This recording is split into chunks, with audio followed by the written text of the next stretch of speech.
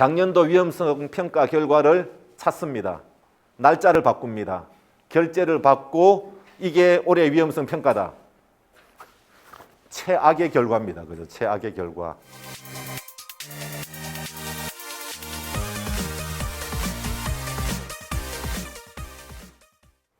예, 이번 3장에서는 위험성 평가에 관련된 법적 근거를 중심으로 해서 설명을 드리겠습니다. 앞으로 여러분들이 돌아가셔서 해당되는 그 직에 대한 위험성 평가를 진행을 해야 될 텐데, 그러면 내가 위험성 평가를 왜 해야 되냐? 근거가 어디냐? 이 부분에 대해서 설명을 드립니다. 그래서 우리 산업안전보건법과 거기에 해당되는 고용노동부 고시를 중심으로 해서 여러분들한테 설명을 드리도록 하겠습니다.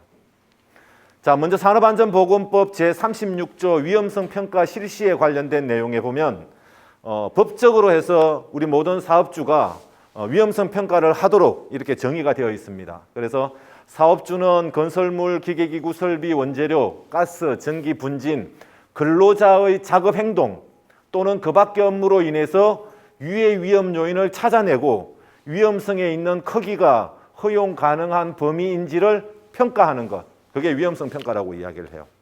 그래서 거기에 나왔던 결과를 이 법에 따라 조치를 취해야 한다라는 내용이 산업안전보건법 제36조 1항에 관련된 내용입니다. 그러면 법에서는 이러한 위험성 평가를 어떤 방식으로 해야 되느냐라고 하는 것을 이 고시를 정했습니다. 그래서 고용노동부 장관이 정하는 고시에 따라서 위험성 평가를 진행하고 그 결과를 보존해야 된다. 이렇게 산업안전보건법에는 나와 있어요. 자, 그렇다면 사업장 위험성 평가에 관련된 지침 2020년 1월 14일 날 나왔던 고용노동부 고시에 관련된 내용을 잠깐 설명드리도록 하겠습니다. 자, 1조 목적에 보면은 이 고시는 조금 전에 여러분들이 보셨던 산업안전보건법 36조에 따른 이런 위험성 평가를 어떻게 할 건지에 관련된 내용을 방법, 절차, 시기, 그리고 기준 이런 부분들에 대해서 설명하고 있습니다. 그래서 아래 보시면 위험성 평가를 진행하기 위해서 사전 준비하고 유해 위험 요인을 파악하고 위험성을 추정하고 위험성을 결정해서 허용 가능한 범위 내에 있을 경우에는 종결하고요. 허용 가능 범위를 넘어선다라고 하면은 거기에 관련된 대책을 수립해야 됩니다. 대책을 수립 실행하고 다시 위험 요인을 파악하고 추정하고 결정하는 이러한 단계로 돌아가는 것이 위험성 평가에 관련된 내용입니다. 다행히 우리 회사는 위험성 평가에 관련된 이 모든 방법론을 전산 시스템을 다 도입을 했습니다.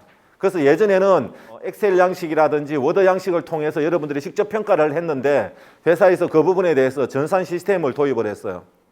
제가 보기에는 상당히 잘 만들어져 있습니다. 이 체계 자체가. 대기업들 같은 경우에는 포엠 위험성 평가 아직도 많이 진행을 하고 있고 중견기업 같은 경우에는 클래스 위험성 평가를 현재 진행을 하고 있습니다.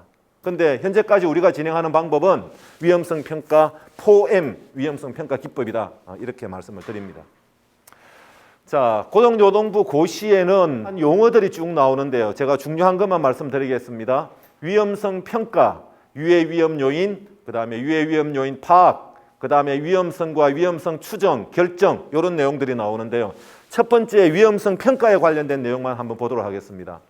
위험성 평가란 유해 위험 요인을 파악하고 해당 유해 위험 요인에 의한 부상 또는 질병의 발생 이 부분에 대한 가능성, 다시 말해서 빈도, 그리고 중대성, 다시 말해 강도를 추정, 결정하고 감소 대책을 수립하는 것, 이걸 가지고 위험성 평가라고 이야기합니다. JSA라고 하는 제도가 있었습니다. 우리가 하고 있는 작업에 대한 순수라든지 위험 이런 정도만 파악을 했고 여기 빈도와 강도 이런 개념이 없었어요. 그래서 그걸 위험성 평가라고는 이야기하지 않습니다. 그래서 우리가 이제 허용, 다시 말해 수용 가능한 범위를 찾는 방법이 이래요. 모든 일 속에는 위험성이 이렇게 포함이 되어 있어요. 위험성 평가를 하면 허용 가능한 위험이 있고 수용 가능한 위험이 있다. 수용 가능한 위험이라는 것은 안전하다는 것이고 수용 또는 허용 불가능한 위험에 대해서는 안전 대책을 수립하고 허용 가능한 위험성은 추가적인 잔류 리스크를 제거하는 활동을 해야 된다는 것이죠. 이게 바로 위험성 평가입니다. 자, 고용노동부 고시 제5조에는 위험성 평가 주체에 관련된 내용이 나오는데요.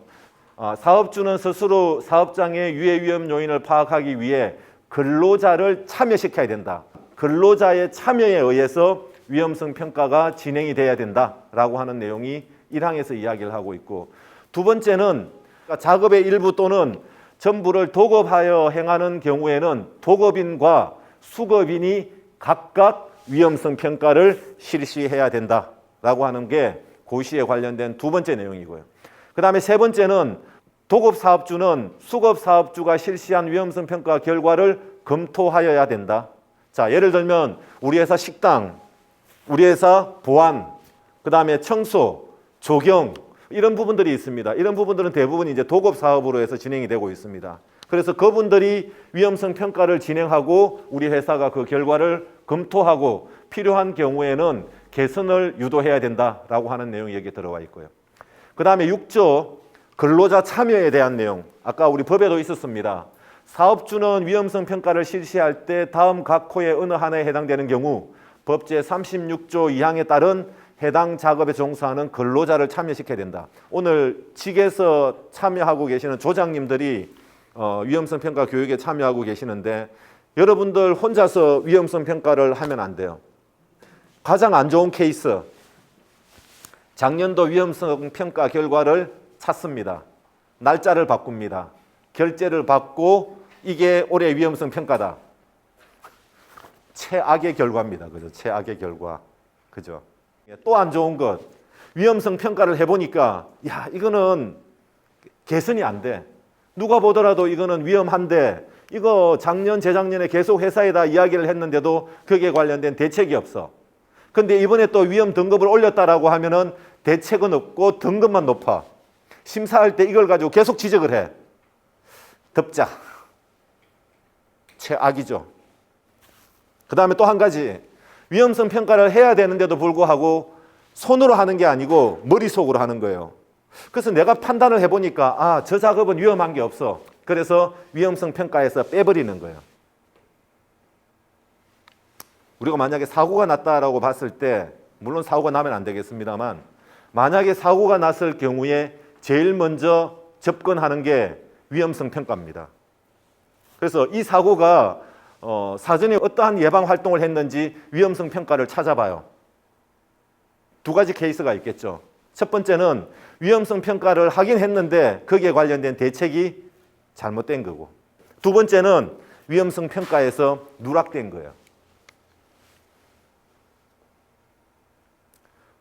저는 여러분들이 이번에 위험성 평가를 다시 진행한다라고 하면 과거에 진행했던 거 전산 데이터 불러와서 날짜 바꾸는 게 아니고 아예 예년에 했던 거는 무시하고 기초부터 다시 하면 좋을 것 같아요. 그리고 다시 해야 됩니다. 대부분은 아마 이렇게 진행이 됩니다. 작년 거 가지고 와서 참여시키라고 하니까 근로자 참여시킵니다. 직장, 반장 이런 사람들 같이 참여해가지고 우리가 작년에 위험성 평가했던 게 이 내용인데 뭐 여기 말고 달라진 거 없어? 추가해야 될 거 없어? 특별한 거 없으면은 날짜 바꾸고 오케이. 제가 다시 한번 부탁드리는 것은 작년에 했던 거 고려하시지 말고 정말로 처음부터 다시 한다 그런 생각으로 해서 여러분들이 해주시면 좋겠습니다. 누락이 없어야 되는 거고요. 분명히 잘못된 부분이 있다라고 하면은 제대로 식별해야 되고. 자, 근로자 참여라는 이야기를 하다가 제가 옆으로 조금 빠졌는데요. 근로자를 참여시켜야 된다라고 해서 세 가지 부분이 있습니다. 첫 번째는 관리 감독자가 해당 작업의 유해 위험 요인을 파악하는 경우 근로자를 참여시켜야 된다.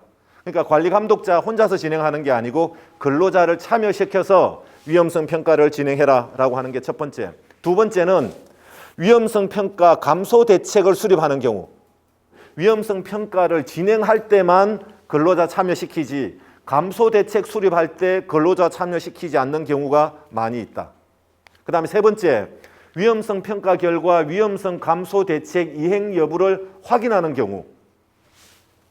지금 이 세 가지 중에 첫 번째 항목은 우리가 근로자들을 참여시키는 경우가 많이 있는데 두 번째, 세 번째 이 내용은 근로자 참여시키지 않습니다. 대부분. 다시 한번 말씀드리면 감소 대책 수립하는 부분, 그 다음에 감소 대책에 관련된 이행 여부 확인하는 부분, 여기까지도 근로자를 참여시켜야 된다. 이런 말씀을 드립니다. 자, 제7조 위험성 평가 방법론에 관련된 내용입니다. 그래서 사업주는 다음과 같은 방법으로 위험성 평가를 실시하라라고 하는 내용이고, 안전보건관리 책임자 등 해당 사업장의 사업의 실시를 총괄하는 사람에게 위험성 평가의 실시를 총괄 관리하게 할 것. 우리 사장님이 안전보건 위험성 평가에 대한 책임을 진다라는 이야기예요. 그리고 사업장의 안전관리자, 보건관리자 등이 위험성 평가 실시에 관해서 우리 안전보건관리 책임자를 보좌하고 조언할 것. 그리고 세 번째는 관리감독자가 위해 위험 요인을 파악하고 그 결과에 따라 개선 조치를 실시하게 할 것. 여러분들이 누구예요? 관리감독자. 맞습니까? 예. 관리감독자가 위험성 평가를 실시해야 되는 주체다. 여기서 이야기하고 있는 겁니다. 자, 그 다음 네 번째. 기계기구 설비 등 관련된 위험성 평가에는 해당 분야 전문 지식을 가진 사람을 참여하게 할 것. 자, 예를 들면 크레인이 있다. 지게차가 있다. 우리가 거기에 관련된 지식이 부족하다라고 하면은 그 크레인에 관련된 전문가, 지게차에 관련된 전문가, 때로는 화학물질에 관련된 전문가, 그런 전문가를 참여시켜서 위험성 평가를 진행해야 된다. 그런 이야기를 하고 있습니다. 자, 다섯 번째. 안전보건관리자 선임 의무가 없는 경우에는 제2항에 따라 그 밖의 위험성 평가 체제를 구축할 것. 이런 내용들이 고시에 나와 있습니다.